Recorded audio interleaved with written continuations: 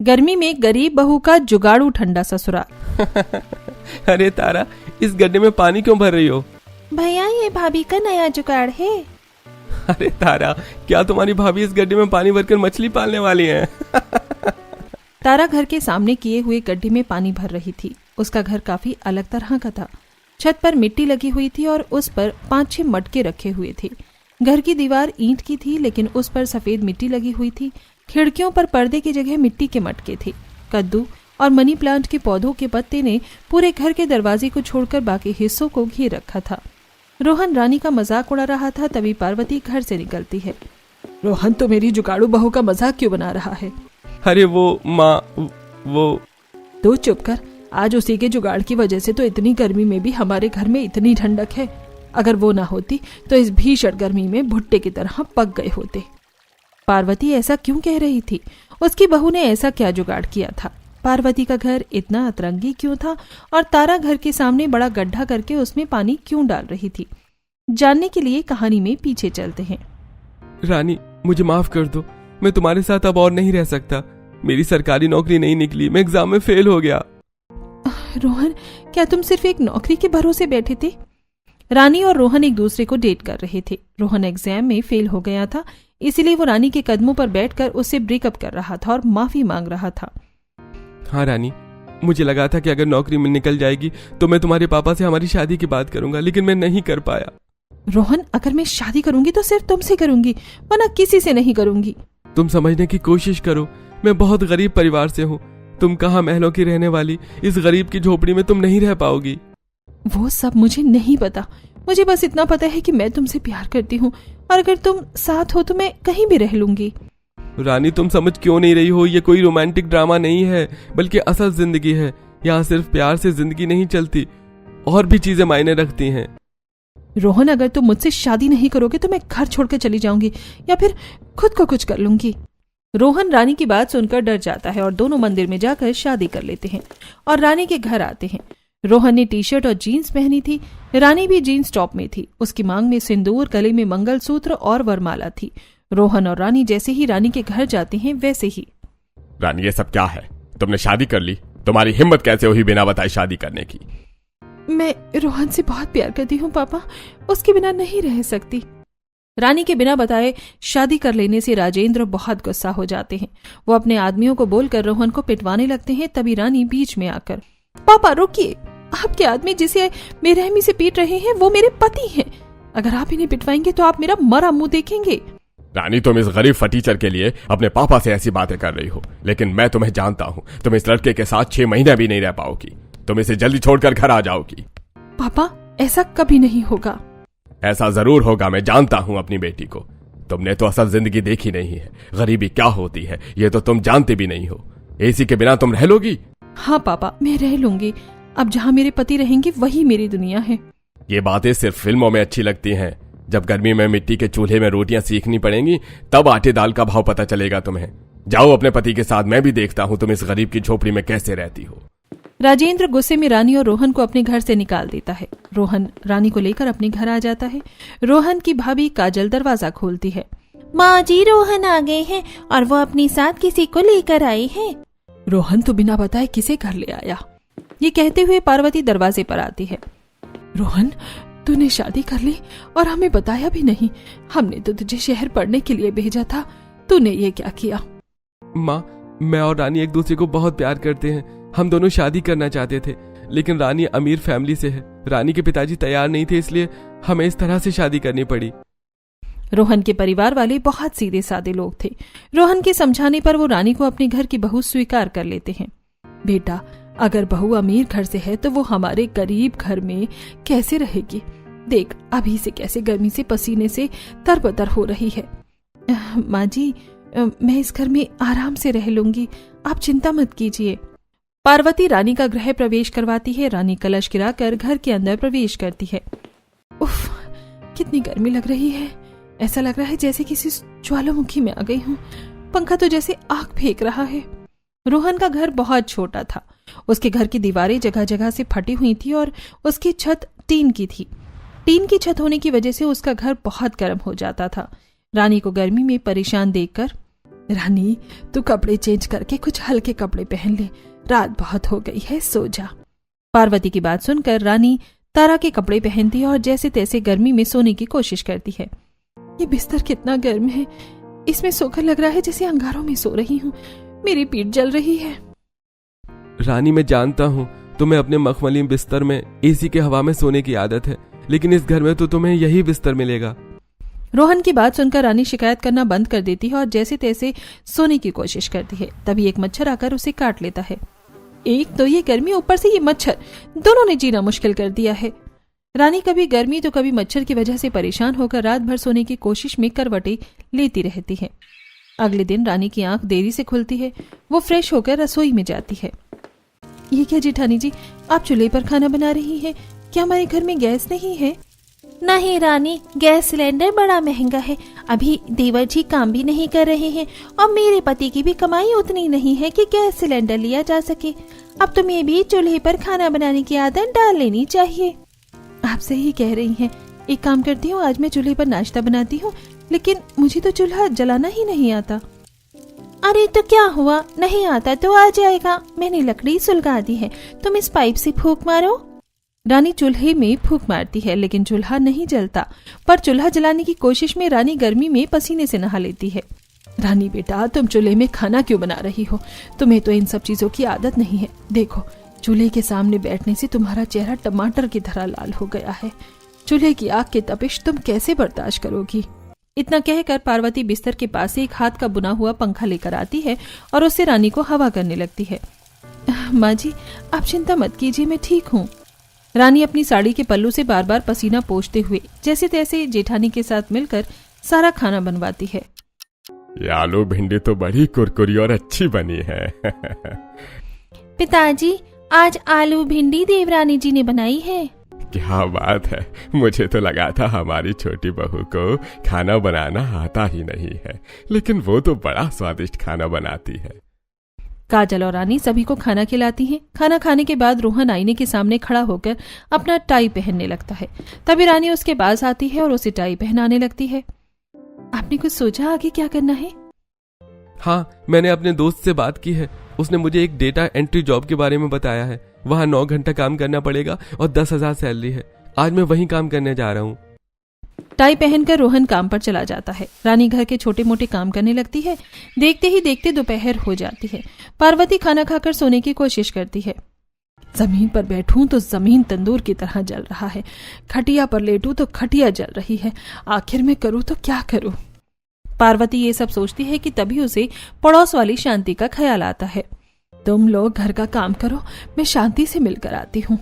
इतना कहकर पार्वती जल्दबाजी में शांति से मिलने के लिए उसके घर चली जाती है। शांति के घर में एसी था।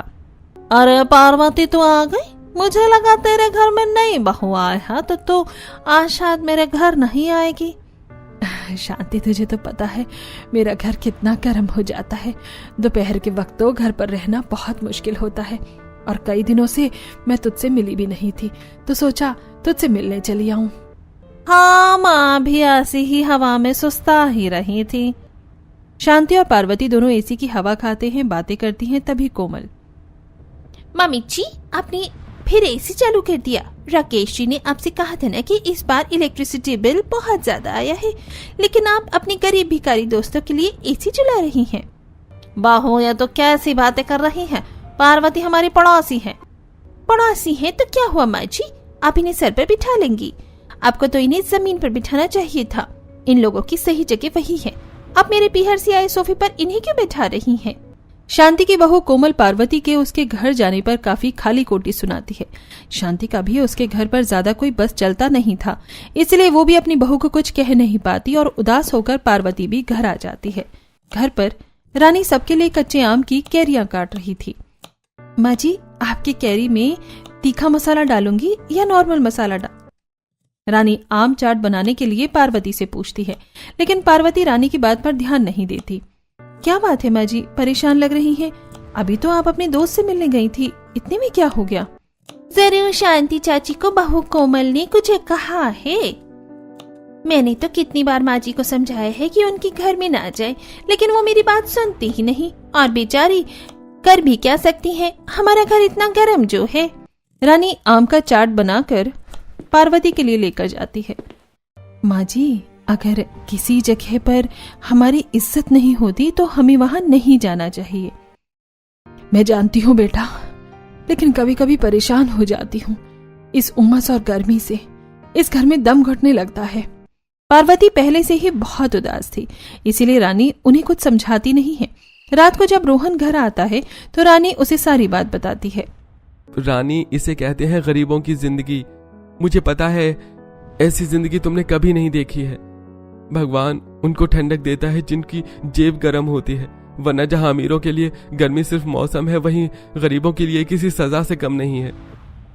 रानी रोहन से कुछ कहती नहीं है और दोनों चुपचाप सो जाते हैं। अगली सुबह, रानी उठो, हमें पानी लेने जाना है। कब तक सोती रहोगी? सोने दीजिए ना भाभी, रात भर उमस गर्मी और पसीने में बिल्कुल भी नींद नहीं आई। आधी रात तो करवट बदलने में ही बीत गई। रानी मैं समझ सकती हूँ, लेकिन पीने का पानी 1 किलोमीटर दूर से लाना पड़ता है। अगर हम लोग अभी नहीं निकले तो बाद में पानी लाने में तुम्हारी हालत खराब हो जाएगी। उठो और चलो, फिर हमें खाना भी तो बनाना है। काजल रानी को बड़ी मुश्किल से उठाकर अपने साथ पानी भरने के लिए लेकर जाती है। रास्ते में कड़ी धूप चमक रही थी, पेड़ के पत्ते हिल भी नहीं रहे थे। काजल और रानी के माथे से पसीना टपक रहा था। भाभी, आपने तो कहा था कि अभी पानी लाने जाने पर गर्मी नहीं लगेगी, तो ये सब क्या है? और हमारे इतने बड़े गांव में पीने का पानी भरने के लिए 2-3 नल नहीं है। हाँ, हमारे गांव में एक भी नल नहीं है। पहले एक नल था, लेकिन वो खराब हो गया। हमने म्यूनिसिपैलिटी में बात की, लेकिन किसी ने हमारी बात नहीं सुनी। क्या आप लोगों को रोज इतनी दूर चलकर पानी भरने जाना पड़ता है? हाँ, ये पानी लाना तो रोज का काम है। बेचारे गांव वाले इतनी दूर गर्मी में पानी लेने के लिए जाते हैं। मेरे पापा एक बार अगर पार्टी से बात करते तो यहाँ नल लग जाता, पर मैं तो उनसे बात भी नहीं कर सकती। ये सब सोचते हुए रानी काजल के साथ नल के पास पहुंच जाती है। वहां पहले से ही कुछ औरतें थीं और सभी पसीने से तरबतर हो रही थी। ये धूप इतनी तेज है कि यहाँ खड़े रहने में मेरा पूरा चेहरा जल रहा है। भाभी, पेड़ की छांव में खड़े होते हैं ना, जब हमारी बारी आएगी तो पानी भर लेंगे। अच्छा ठीक है। रानी और काजल दोनों पेड़ के नीचे खड़ी हो जाती हैं और थोड़ी देर इंतजार करने के बाद पानी भरकर घर आ जाती हैं। दोपहर में जब सभी खाना खाने के लिए बैठते हैं तब लखन पानी पीते हुए, बहू, इतना खौलता पानी क्यों दे दिया है? अरे इतना गर्म पानी तो गले से नीचे उतर ही नहीं रहा है। माँ, मैं पानी नहीं पीऊंगा, पानी बहुत ज्यादा गर्म है। सुबह का लाया पानी अगर गर्म हो जाता है तो बताओ, क्या इसमें मेरी गलती है? नहीं भाभी, इसमें आपकी कोई गलती नहीं है। हमें प्लास्टिक के बाल्टी में पानी रखना ही नहीं चाहिए। एक तो हमारा घर इतना गर्म है, ऊपर से प्लास्टिक की बाल्टी में पानी रखने की वजह से पानी गर्म हो जाता है। हमें घड़ा में पानी रखना चाहिए। रानी, पहले हम लोग घड़े में ही पानी रखती थी, लेकिन हमारे घर की गर्मी के सामने घड़ा भी काम नहीं आता। काजल के समझाने पर रानी चुप हो जाती है। फिर सभी लोग खाना खाते हैं और उसके बाद रानी बर्तन धोने के लिए आंगन में जाती है। वो आंगन में लगे हाथ कल की बाल्टी में पानी भरकर बर्तन धो रही थी। इतनी गर्मी में बर्तन धोने में तो हालत खराब हो रही है, लेकिन अभी बर्तन साफ नहीं करूंगी तो शाम का खाना कैसे बनेगा? रानी ये सब सोचकर बर्तन धोकर जैसे ही घर जाती है तभी उसे कुछ ठंडा का एहसास होता है। पानी गिरने की वजह से मिट्टी भीग गई थी और वो काफी ठंडी थी। मिल गया जुगाड़। रानी घर के अंदर आती है। भाभी, मुझे ठंडा करने का जुगाड़ मिल गया है। अगर हम मिट्टी के घड़े में पानी भरकर उसमें जूट का कपड़ा लपेटकर उसे भिगो दें और उस मटके को गड्ढे खोदकर जमीन के अंदर रख दें तो ये देसी फ्रिज बन जाएगा। बस इसमें मुझे आपकी मदद चाहिए। मैं तुम्हारी मदद करने के लिए तैयार हूँ। रानी और काजल दोनों मिलकर घर के अंदर ही एक छोटा सा गड्ढा खोदती है। फिर रानी मटके में पानी भरकर उसे गीली जूट की बोरी से लपेटकर गड्ढे में रख देती है। थोड़ी देर बाद पार्वती घर आती है। बहुत थोड़ा पानी पीने के लिए दो, घर के बाहर तो लू चल रही है। इतनी गर्मी में सब्जी लाने में मेरी हालत खराब हो गई। ला रही हूँ माँ जी। अभी फिर से वो गर्म पानी पीने का मन तो नहीं कर रहा, लेकिन प्यास बुझानी है तो पीना ही पड़ेगा। रानी पार्वती को पानी का गिलास लाकर देती है। पार्वती उदास होकर पानी का गिलास लेती है और जैसे ही वो पानी पीती है उसका चेहरा खुशी से खिल उठता है। उसकी सारी गर्मी की थकान दूर हो जाती है। बहू, क्या तुम लोगों ने पड़ोसी से मांगकर पानी में बर्फ डाला है? नहीं माँ जी, ये हमारे घड़े का पानी है। मैं पानी को ठंडा करने के लिए एक जुगाड़ लगाया था। वाह बहू, क्या दिमाग लगाया है तुमने। इतना ठंडा पानी पीकर तो दिल खुश हो गया। अगर पूरी गर्मी ऐसा ही ठंडा पानी मिल जाए तो फिर मजा ही आ जाए। पार्वती की बात सुनकर दोनों बहू खुश हो जाती हैं और फिर दोनों अपनी मटके का ठंडा ठंडा पानी पेट भर कर पीती हैं। ऐसे ही दिन गुजरते हैं। गर्मी का कहर गरीब परिवार पर और ज्यादा पड़ता है। रानी का घर दिन में तो भट्टी की तरह जलता ही था, लेकिन रात में भी उसे गरम गरम लहर निकलती थी। इस गर्मी के दिन तो जैसे तैसे कट जाता है, लेकिन रात में नींद नहीं आती है। खिड़की खुली है लेकिन हवा भी नहीं चल रही है। इसीलिए तो रानी मैंने तुम्हें समझाया था, मेरी जिंदगी बहुत मुश्किल है, लेकिन तुमने मेरी बात नहीं सुनी। रानी को नींद आ जाए इसलिए रोहन काफी देर तक रानी को हाथ पंखा से हवा करता है, लेकिन रानी को बहुत गर्मी लग रही थी इसलिए वो सो नहीं पाती और अगली सुबह उसकी आंखों के नीचे डार्क सर्कल्स हो जाते हैं। रानी खुद को आईने में देखती है। रानी, तुमने अपनी क्या हालत बना ली है। तुम्हारा चेहरा मुरझा गया है। कहाँ तुम मॉडल जैसे दिखने वाली लड़की मेरी वजह से इतनी तकलीफ झेल रही हो। मुझे माफ कर देना, मैं तुम्हारे लिए कुछ नहीं कर पा रहा हूँ। आप ऐसे परेशान मत होइए, इसमें आपकी कोई गलती नहीं है। आप तो नौकरी कर रहे हैं, आप देखना धीरे धीरे सब कुछ ठीक हो जाएगा। रानी रोहन को समझाती है। उसके समझाने पर रोहन शांत होता है और तैयार होकर अपने ऑफिस चला जाता है। काजल अपने हाथों में जूट की बोरियां लेकर बाहर जा रही थी। भाभी, आप इन बोरियों को कहाँ लेकर जा रही हैं? मैं तो ऐसे बनियों को वापस देने जा रही हूँ, उसके बदले में वो 10 रुपए दे देगा। भाभी, ये बोरियां तो आप मुझे दे दीजिए। तुम इन बोरियों का क्या करोगी? भाभी, इससे मैं हमारे घर को ठंडा करूंगी। रानी काजल से जूट की बोरियां लेती है, फिर उसे भिगाकर सीढ़ी से चढ़कर टीन के छत के ऊपर फैला देती है। जूट की बोरियां भीगी होने की वजह से छत को ठंडा कर देती हैं, जिसकी वजह से घर ठंडा हो जाता है। रानी, फालतू चीज से तुमने क्या जुगाड़ लगाए हैं? हमारा घर तो ठंडा हो गया। गर्मी कम लगने की वजह से सभी बहुत खुश थे। दोनों देवरानी जिठानी अपने ठंडे घर में खाना बनाती हैं और खाना बनाने के बाद सभी खाना खाकर दोपहर को आराम से सो जाते हैं। सोकर उठने के बाद, जब से गर्मियों का मौसम शुरू है तब से ये पहली बार है जब मैं आज दोपहर में सोई हूँ। घर गर्म होने की वजह से दोपहर में नींद ही नहीं आती थी। थैंक यू भाभी, इतना अच्छा जुगाड़ करने के लिए। तारा की ये बात सुनकर रानी मुस्कुरा देती है। शाम को भी जब रोहन और विकास घर आते हैं तो काजल उन्हें ठंडा पानी देती है। इसे कहते हैं जिंदगी। काम से थक कर आने के बाद अगर घर ठंडा मिल जाए और ऊपर से ठंडा पानी पीने के लिए मिल जाए तो सारी थकान एकदम से दूर हो जाती है। रानी ने जुगाड़ लगाकर घर और पानी ठंडा किया है। काजल की ये बात सुनकर रोहन रानी को देखकर मुस्कुरा देता है और रानी भी रोहन को मुस्कुराते हुए देखकर खुश हो जाती है। रात में सभी लोग खाना खाते हैं। तब, काजल, तुमने कितनी गर्म रोटियां बनाई हैं। इतनी गर्मी में कोई गर्म रोटी खाता है क्या? और अचानक घर इतना गर्म कैसे हो गया? पहले तो ये ठंडा था। एक तो मैं चूल्हे पर बैठकर आप लोगों को गरम गरम रोटियां बनाकर खिला रही हूँ और आप मुझ पर ही भड़क रहे हैं। झूठ की बोरियां शायद सूख गई होंगी इसलिए गर्मी लग रही है। मुझे बहुत गर्मी लग रही है और इतना मसालेदार खाना खाने का मन नहीं कर रहा है। तुम मुझे दही दे दो, मैं दही रोटी खा लूंगा। बेटा, एक तो इतनी गर्मी है, ऊपर से तू अपना पारा क्यों हाई कर रहा है? इससे तुझे और गर्मी लगेगी। पार्वती के समझाने पर विकास शांत होता है और चुपचाप खाना खाता है। खाना खाने के बाद सभी सोने के लिए चले जाते हैं तो गर्मी की वजह से किसी को नींद नहीं आती है। अगली सुबह जब काजल और रानी पानी भरने के लिए जाती हैं तभी काजल को चक्कर आने लगता है। भाभी, आप ठीक तो है ना? रानी, मैं तो ठीक हूँ, लेकिन वो कल रात बहुत ज्यादा गर्मी थी और आज सुबह सुबह गर्मी है ना, इसलिए शायद चक्कर आ गया होगा। भाभी, आप घास पर बैठिए, आपको आराम मिलेगा। काजल घास पर थोड़ी देर बैठती है तो उसे अच्छा लगता है। काजल के साथ रानी भी घास में बैठ जाती है। घास में बैठकर रानी को आइडिया आता है। भाभी, ये घास कितनी ठंडी है, अगर हम लोग इससे चटाई बना लें तो हमें रात में गर्म बिस्तर में सोना नहीं पड़ेगा। आइडिया तो तुम्हारा बहुत अच्छा है। कुछ देर घास में बैठकर ही मेरी तबीयत ठीक हो गई, लेकिन हम लोग घास को लेकर घर कैसे जाएंगे? हमारे पास तो कोई चीज भी नहीं है जिसमें हम घास रख सके। रानी और काजल यहाँ वहां देखती हैं तो उन्हें पास में कुछ प्लास्टिक फेंके हुए मिलते हैं। लोग यहाँ वहां प्लास्टिक फेंक देते हैं, लेकिन आज यही प्लास्टिक हमारी बहुत काम आने वाली है। रानी और काजल दोनों प्लास्टिक उठाती हैं और प्लास्टिक में ढेर सारा घास भर देती हैं। घास बढ़ाने के बाद दोनों पानी भरती हैं और फिर अपने घर आ जाती हैं। तुम दोनों अभी तक तो पानी लेकर आई हो, आराम करने की जगह घास के साथ क्या कर रही हो बरामदे में बैठकर?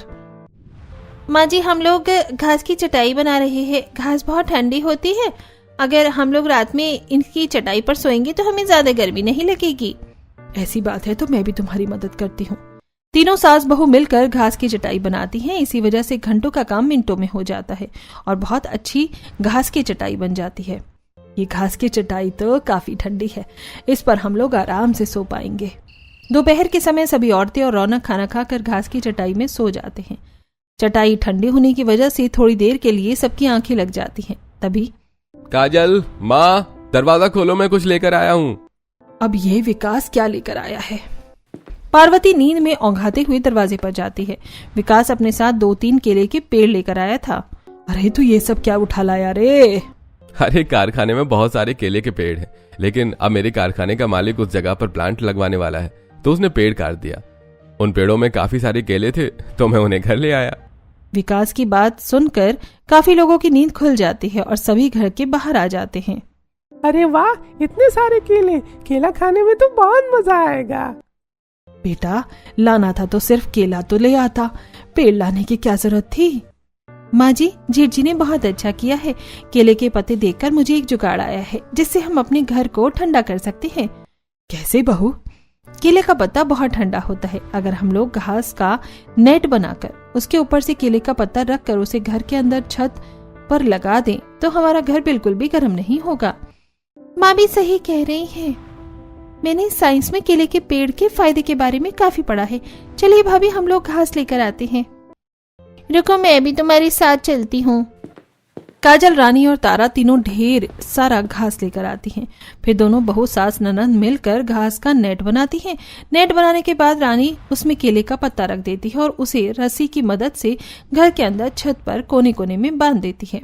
हमारा ये जुगाड़ तो सच में काम कर गया। घर काफी ठंडा लग रहा है पहले से।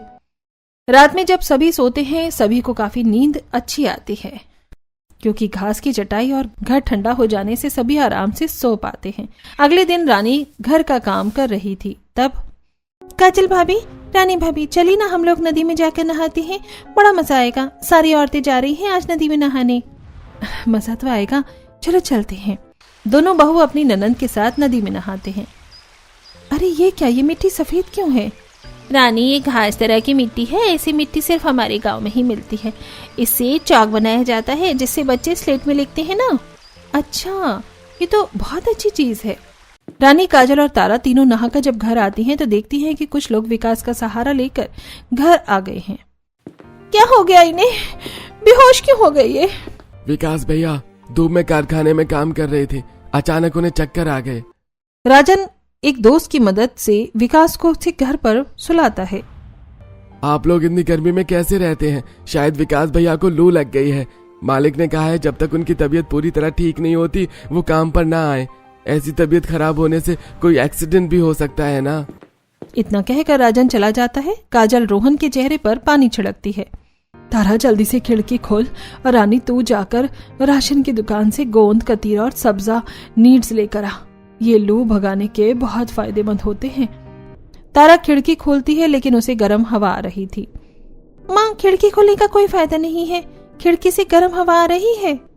खिड़की से गर्म हवा आते देखकर काजल जूट की बोरियों को पानी में भिगाकर खिड़की में टांग देती है। अब खिड़की से ठंडी हवा आएगी। रानी पार्वती से पैसे लेकर राशन की दुकान पर जाकर गोंद, कतीरा और सब्जा सीड्स लेती है। जूट की बोरियां तो जल्दी सूख जाएंगी। खिड़की से गर्म हवा रोकने के लिए ऐसा कोई और जुगाड़ लगाना पड़ेगा।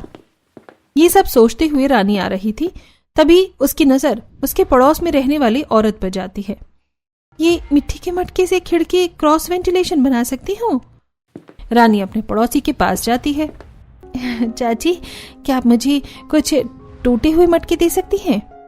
हाँ बेटा, वहाँ टूटे हुए मटके रखे हैं, तुझे जितने मटके चाहिए तू ले जा। वैसे भी तू पार्वती की बहू है, उसकी बहू तो मतलब मेरी बहू। रानी अपने साथ 5-6 मिट्टी के मटके लेकर आ जाती है। बहू, मैंने तुझे सामान लाने के लिए भेजा था और तुम ये मटके क्यों लेकर आई हो? माँ जी, खिड़की से गर्म हवा रोकने के लिए ये मटके लेकर आई हूँ।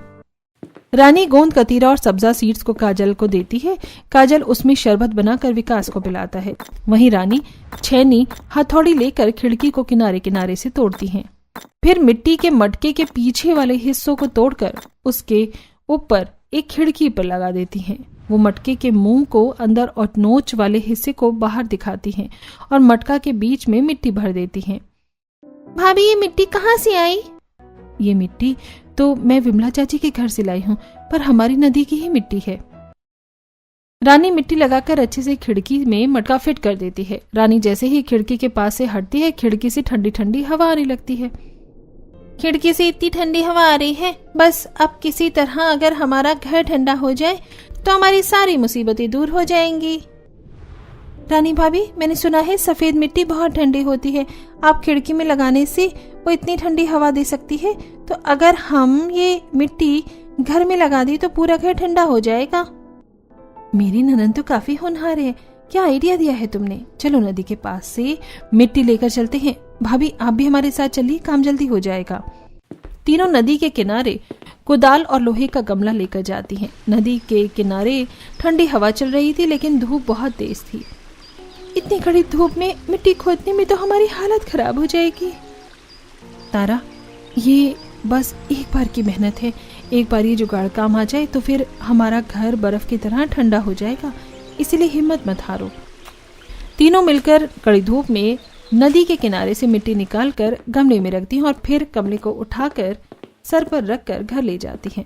धूप में मिट्टी लाकर तुम लोग थक गई होगी। एक काम करो, पहले गोंद कतीरा का शरबत पी लो, फिर बाकी का काम कर लेना।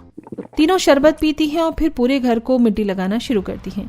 तारा और काजल मिलकर घर के दीवारों में मिट्टी लगाती हैं और रानी छत पर मिट्टी की मोटी मोटी लेयर लगाती है। शाम तक तीनों अपना काम खत्म कर लेती हैं। रानी छत के ऊपर 7-8 मटके में पानी भरकर उसे केले के पत्ते से बांधकर उसमें छोटा सा छेद करके छत के ऊपर रख देती है। ये क्या कर रही हो? इस तरह मिट्टी ठंडी रहेगी। काम खत्म करके सभी नीचे जाती हैं।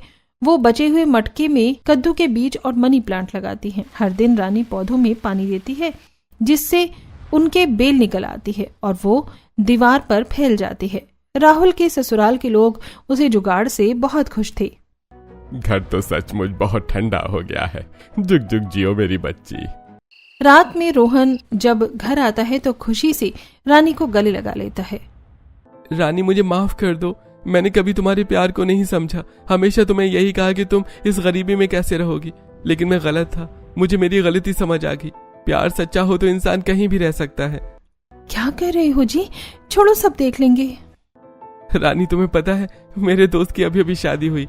वो भी हमारी तरह गरीब है और उसकी शादी गरीब घर की लड़की से हुई। लेकिन शादी के 1 हफ्ते बाद ही वो मेरे दोस्त को छोड़ के चली गई। लेकिन तुमने मेरा साथ कभी नहीं छोड़ा, उल्टा तुमने मेरे गरीब खाने को ठंडा कर दिया। रोहन की बातें सुनकर रानी मुस्कुरा देती है। तभी भैया, क्या कर रहे हो आप? पिताजी देख रहे हैं। पिताजी का नाम सुनकर रोहन जल्दी से रानी को छोड़ देता है और सभी उस पर हंसने लगते हैं। रात में रोहन जब टी-शर्ट खोलकर सोने के लिए जाता है तब, ये आपके पीठ में क्या हुआ है जी? पता नहीं क्या हुआ है, बहुत खुजली हो रही है। शायद ये गर्मी में ऑफिस में इतनी देर बैठने की वजह से हुआ है। इतना कहकर रोहन सो जाता है। अगली सुबह रानी जल्दी उठकर बाहर से नीम का पत्ता तोड़ कर लाती है और फिर उसे पीसकर रोहन की पीठ पर लगाती है, जिससे उसे आराम मिलता है। रोहन थोड़ी देर बाद ऑफिस चला जाता है। दोपहर में तारा रौनक को जबरदस्ती हाथ पकड़कर उसे बाहर ले जाती है। रौनक, अब बहुत हो गया, अब नहा लो। मैं नहीं नहाऊंगा, पानी गर्म है। तारा, रौनक को नदी ले जाकर वहां नहला दो। भाभी, नदी किनारे बच्चों को तो ले जाना ठीक नहीं है और रौनक तो बहुत शरारती है। ऐसा है तो हमें रौनक के लिए घर पर ही नहाने का जुगाड़ करना पड़ेगा। मैं और जेठानी जी यहाँ गड्ढा खोदकर और तुम्हें पानी डालना है इसमें। रानी और काजल मिलकर घर के आंगन में साइड में गड्ढा खोदती हैं और तारा उसे में पानी डालती है। तभी रोहन आज ऑफिस से जल्दी घर आ जाता है और रानी का मजाक उड़ाता है। अरे तारा, इस गड्ढे में पानी क्यों भर रही हो? भैया, ये भाभी का नया जुगाड़ है। तारा, क्या तुम्हारी भाभी इस गड्ढे में पानी भरकर मछली पालने वाली है? तू चुप कर। आज उसी के जुगाड़ की वजह से तो इतनी गर्मी में भी हमारे घर में इतनी ठंडक है। अगर वो ना होती तो इस भीषण गर्मी में भुट्टे की तरह पक गए होते हम। सॉरी माँ, मुझे माफ कर दो। मैं आपकी बहू का मजाक नहीं उड़ाऊंगा। रोहन फ्रेश होने के लिए घर में जाता है और काजल, तारा, रानी और रौनक अपने देसी स्विमिंग पूल में नहाते हैं। नहाने के बाद जब रानी घर के अंदर जाती है तब घर तो फिर गर्म हो गया। बहू, जब तक घर में चूल्हा जलेगा तब तक घर गर्म रहेगा। अगर तुम्हें घर ठंडा करना है तो तुम्हें चूल्हे का कुछ करना पड़ेगा। रानी चूल्हे के बारे में सोचती है। ऐसे ही 1-2 दिन गुजरते हैं। एक दिन रानी कबाड़ की दुकान से पाइप लेकर आती है और चूल्हे की साइड वाली दीवार में छेद करके उसमें पाइप लगा देती है, जिससे चूल्हे से निकलने वाला सारा धुआं घर के बाहर चला जाता है। रानी का घर पूरी तरह से ठंडा हो चुका था। लेकिन बहू, एक निवाला और खा ले।